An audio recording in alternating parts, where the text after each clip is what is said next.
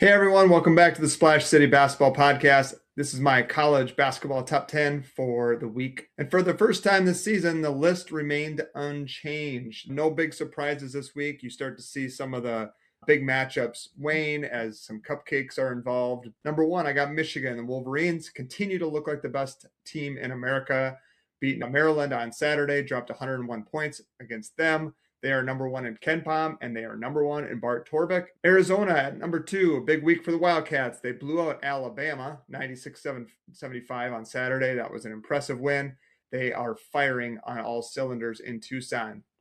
Number three, Duke Blue Devils. Lighter week for them. They took care of business last night against Lipscomb, 97-73. After a slow, sloppy start for the Blue Devils, they had 22 turnovers, which is a little bit concerning, but they still win comfortably. Number four, UConn.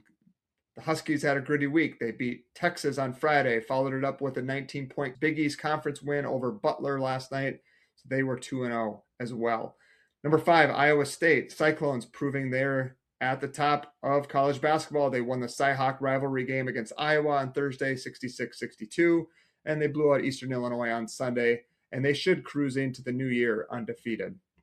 Number six, I have Purdue. The Boilermakers responded to last week's drubbing against Iowa State. They beat Minnesota by 28 after a slow start, but they dominate the second half.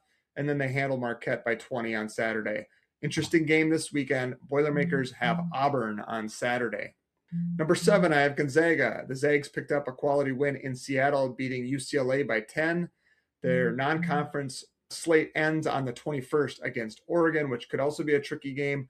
But their next game against the top 50 KenPom team doesn't come until January 31st versus St. Mary's. Number eight, I have Houston. The Cougars are just suffocating teams. They held Jackson State to 38 points. They hung 99 on New Orleans this weekend. Two easy wins, but another big game awaits them Saturday. This is Arkansas in New Jersey. Number nine, I have Michigan State. Tom Izzo's squad continues battling. They edged out Penn State in a tough Big Ten road game, 76-72, and then they returned home to Breslin Center to beat Toledo by 23. Their next big test comes Friday, January 2nd at Nebraska, who we'll get to in a second. And finally, number 10, I have BYU. The Cougars' offense, scary good. They scored 193 points in two games this week, albeit against a couple of cupcakes. Things get interesting for them starting January 3rd when they open Big 12 conference play. So that's my top 10, but I do have a couple others receiving votes in this week's poll. I have Nebraska just sitting on the edge of the top 10. The Cornhuskers are a perfect 11-0, boasting the nation's longest win streak, including 6 wins over top 100 KenPom teams. They have wins over Creighton, Kansas State, Wisconsin. But most recently, they went into Champaign, Illinois on Saturday and pulled off a massive 83-80 road win against Illinois. They are legit, and they are very close to cracking my top 10. A win against Michigan State on January 2nd probably gets them in. And finally, watch out for Vanderbilt. The Commodores are sitting at 10-0. Their offense is extremely impressive. They're averaging nearly 90 points a game. If they keep winning and any of the teams in front of them falter, the Commodores will definitely be a top 10 team.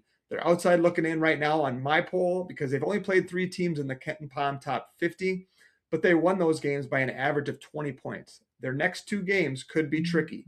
Road games at Memphis and at Wake Forest before SEC play ramps up in January. So that's my college top 10 with Nebraska and Vanderbilt closely knocking on that door.